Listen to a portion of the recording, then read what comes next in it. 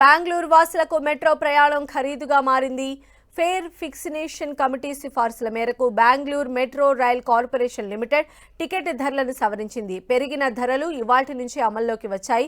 ధరల పెంపుతో పాటు ఊబర్, ఓలా తరహాలో పీక్, నాన్ పీక్ అవర్స్ విధానాన్ని తీసుకువచ్చారు. బెంగళూరు మెట్రో ప్రస్తుత గరిష్ట ధర 60 రూపాయలు ఉండగా అది 90 రూపాయలకు పెరగనుంది. సవరించిన ధరలను ఫేర్ ఫిక్సేషన్ కమిటీ డిసెంబర్ 16న సమర్పించింది.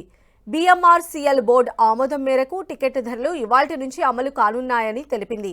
ఇప్పటికే కర్ణాటక రాష్ట్ర ప్రభుత్వం 15% మేర బస్సు ఛార్జీలను వడ్డించింది.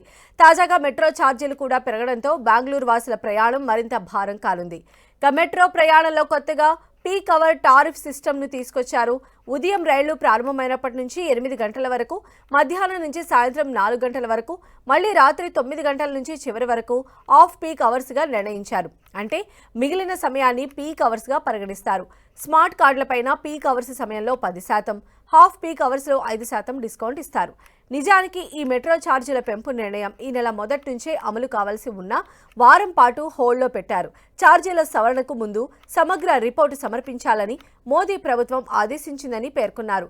వారం తర్వాత పెంపు నిర్ణయం అమల్లోకి తీసుకువచ్చారు.